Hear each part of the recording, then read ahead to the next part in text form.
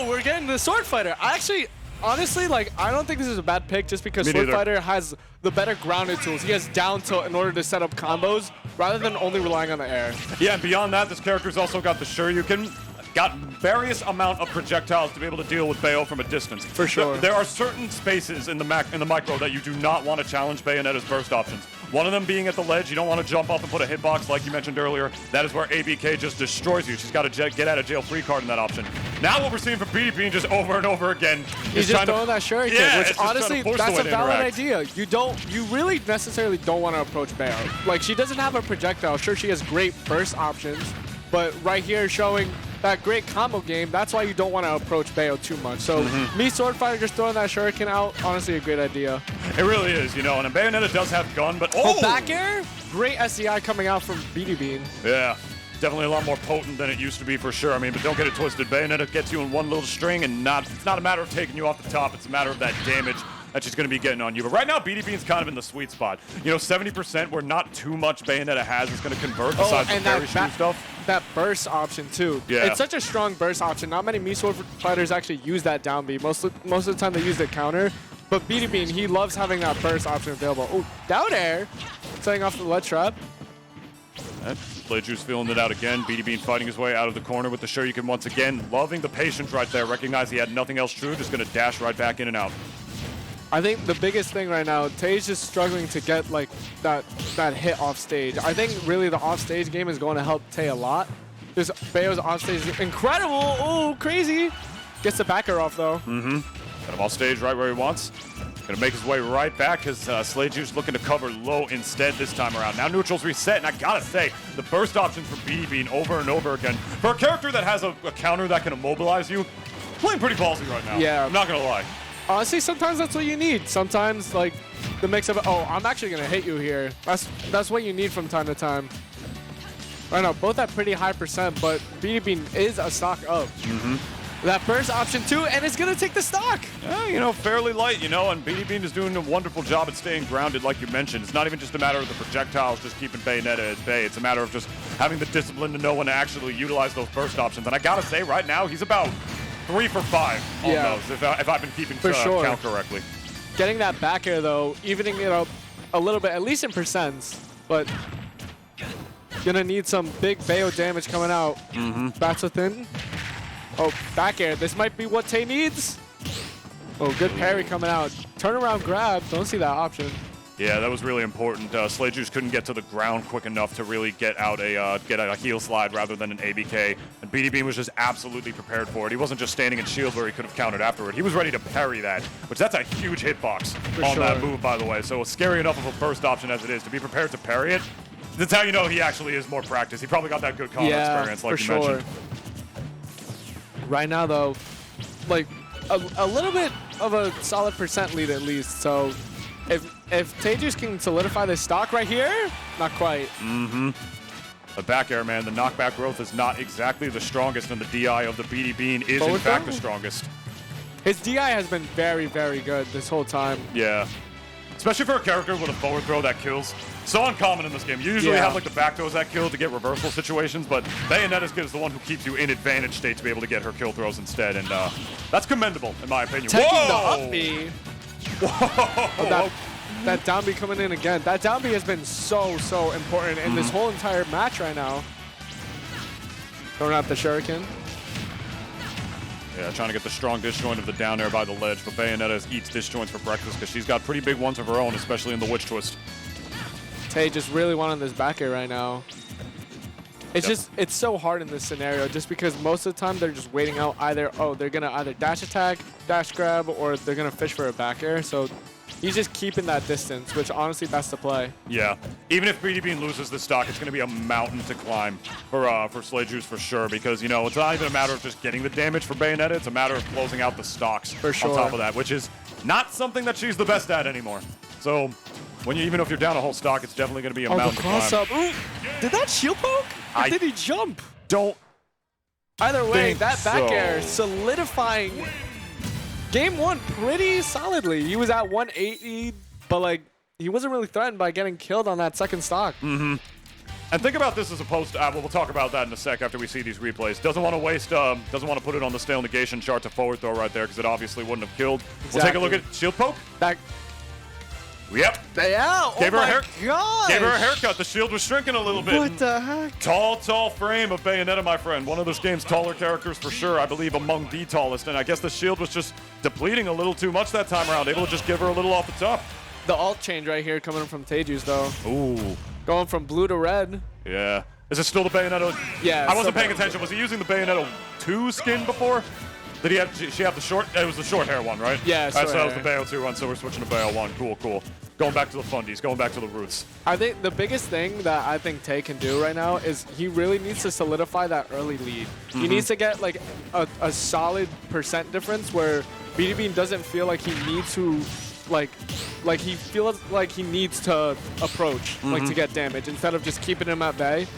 So I really want to see how Tay could use his advantage state. Yeah, that's definitely crucial for Bayonetta because her approach options in this game can be just a little bit linear if you're not able to mix them up properly, and especially against one who's as prepared to deal with what am I trying to say here? Short hop after short hop ABK as BeatyBean is for sure. Like right there, once again, actually getting hit by it that time around, but you know, shorter stage might be able to spell the difference this time around between these two. Those down Bs, man, they've been really incredible. He's just been able to hit them so often. That's within the side B. He's really disciplined with those, and you know it's very crucial because I was thinking to myself, wow, forward tilt's gonna take the stock. What a great F tilt on the neutral get out. Yeah. You know, I'm just thinking to myself, you know, I'm not surprised to have even seen the Mii Sword Fighter period because Wario would have to interact. Yeah. So much more, you know. He would have to go in, especially like a character so air based as Wario. I think this is a great pick. Yeah, for sure. You know, Wario's got some of the best aerial drift in the game for sure, and Bayonetta kind of doesn't care too much about that, to be honest. She's got some of the best, if not the best, aerial burst options in the game. So I love what BeatyBean's doing, trying to keep way more of a grounded approach. If TayJuice can get this stock right now, that would be really good for him, but still kind of struggling at the ledge right now. Trying to use the ABK to get in, but he's just ready. Yeah, I love the way that BeatyBean is playing in the mid-range. You know, he's just top popping out those shurikens, and the second he sees whether he hits them or either he misses, he waits to see when TayJuice is ready for the afterburner kick. Then he just dashes back and tries to get ready to parry and capitalize off of that. Over and over again. I gotta say, BD is playing this matchup so very well. Good, man. Over again, just firing off a couple more pot shots. She's off the level because why wouldn't you know? That's up smash, yeah. Even stocks, but definitely something that Bayo can come back from. But again, it's just been that struggle of getting the initial hit. Right here, though, some solid damage. Nice 50% string. Oh, narrowing little disjoint. That's a lingering hitbox on the way down for sure on the part of that Mii Sword Fighter down there. But catching that side be nice. Tay really mixing up his ABK timings right now, which is really helping him. Yeah, that is kind of crucial because BeatyBean has just been so prepared for those whenever she does a short hop one on stage. Instead, we're seeing TayJuice sort of wait to watch BeatyBean's landings on the platform instead to see like when they're able to use them. Might have been part of the reason why he went to the stage. For sure, having that smaller plat as well. Oh, which there time? You go. That's sweet spot too. That's the stock. Woo. We're on even last stocks right now. And this is where Bayonetta can shine because all it takes is one heel slide, one ABK to get all that damage, two more to get it pretty much rather up to kill percent. For sure. I think a big thing as well is whenever he throws out the shuriken, he actually low profiles a bit as Mii Sword Fighter. Something I just noticed, which obviously that helps so much in with punishing the ABK. Right now though, this advantage state kind of going crazy. Man, so much damage, Pharaoh. 115 already, almost pretty much looping in percent as far as the hundreds go. BeatyBean fighting back. What's the chase on the platform? Nothing off of it. This is the down B. Is the down so off? All right, doesn't want too much lag. I really want to. ABKs. I want to see if Tay can start punishing the shuriken into down B. That's something that BeatyBean loves to do. As Mii Sword Fighter, he'll throw out the shuriken as either a confirm or a bait, and then he'll down B instantly. And we're seeing it right there, getting another punish on top of that Shuriken. Game is still not out. This is where Bayonetta can struggle because it's on Bayonetta to be the one to get a raw hit. This character's amazing at attacking on damage, but when it's the time for her to get something actually just like raw, a straight hit to be able to take the stock, this is not where the character shines for the most part. She loves to gimp with Witch Twist, loves to get like stray back airs, but BeatyBean knows that and is just electing to get stage control back instead. Pop out those Shurikens one by one over and over again, trying to get it confirmed, stuck on the platform. Nothing doing, says TayJuice. Still absolutely anybody's game, Pharaoh. I'm looking kind of scared. I don't know about you. This is realistically like one back air or one down B. Oh! Wow. Lives with the side B bounce. That's it. Nice. The jab coming out, taking that stock, that buff. Definitely helping her out there right there. TayJuice definitely so happy that they don't got that jab buff. That grounded game, especially like having that extra bit of ground game is so important because like he has to compete somewhat on the ground just because BeatyBean's just been so good. Oh, look at that recovery! Bouncing right off the level. He actually, the jab beat out the up B. BeatyBean was trying to get an up B out and the jab beat it out. Did it beat it out like in terms of priority? It just came out faster. Okay, that's what I was gonna ask you if it was like out priorities or whatnot. Because to be honest, I blinked. It's all good, man. I'm not gonna lie to you, but that is crucial for a character like Bayonetta. You know, one who doesn't have the best kill options necessarily. What is this character gonna be able to do on the ground to kill that isn't completely committal beyond like dash attack or trying to get a back air off a heel slide or something like that? The fact that she has a jab that does that, like similar to like Juniors, if you would, super important. It really is, honestly. Right now, TayJuice had a very solid lead right now, 76% on the board. Back on PS2, which is pretty interesting. I wonder what Tay banned.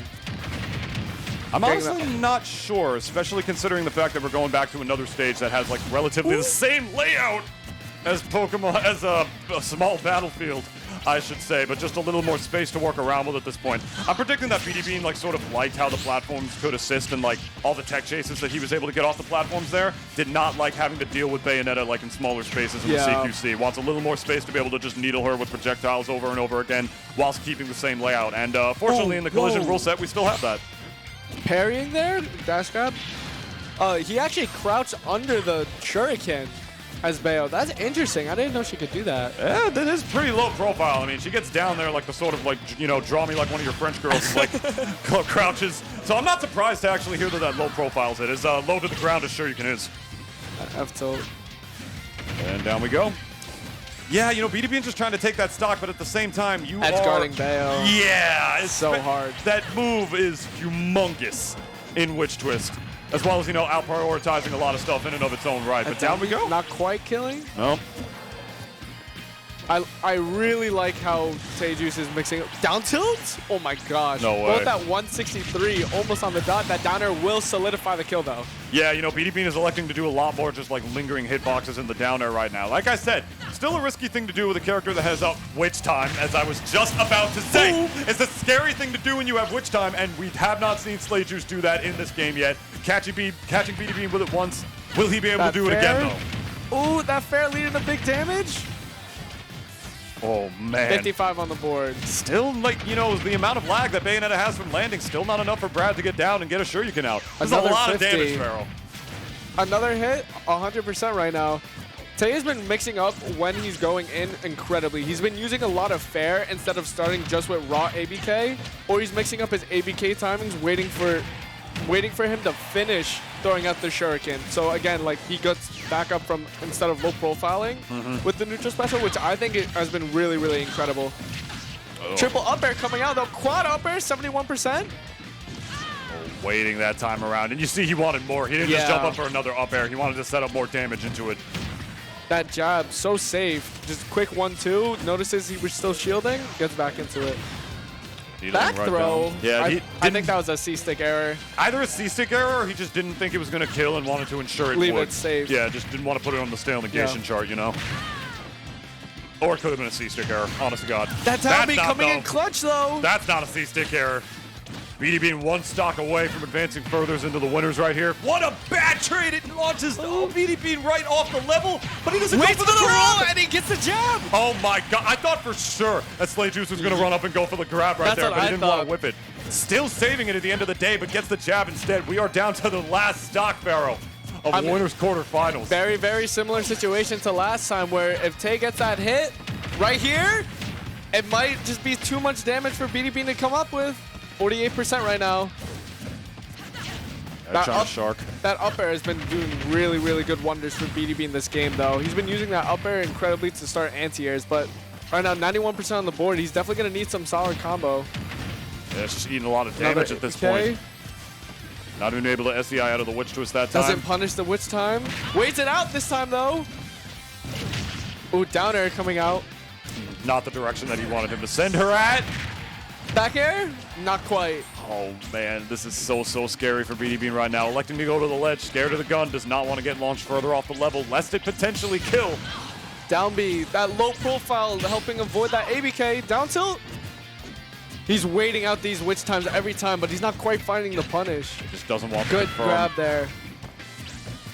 Very tight. Yeah, just wants the projectile. Nice. Waiting for that air dodge after the fair. Thinking he was going to finish that fair, so he was probably trying to air dodge just in case he got sent too far. But, you know, TayJuice knowing that he was going to mix up, oh, I'm only going to go for fair 1-2. Oh, I'm catching you lacking on that air dodge. Back air right into the face. Wow. We'll take a look at these replays once again Boom, for you right here. Right there. Oh. Perfect spacing as well to get that sweet spot. Safe coverage, too, because even if the air dodge didn't go all the way to the other side of the platform, you know, there's nothing that BeatyBean could have done to be able to punish a back air there. You know, it's not enough lag from that spacing. I mean, as weak as, you know, the knockback or the knockback growth for that move can be as far as killing sometimes, very long limbs on the part of Bayonetta. So, like, BeatyBean definitely would have been able to punish that, you know. So, whew. I definitely think just biggest thing there, TayJuice was just mixing up really nicely how he was starting the combo. Because before in game one, he was just going for, oh, I'm going to just ABK these like around the same timings.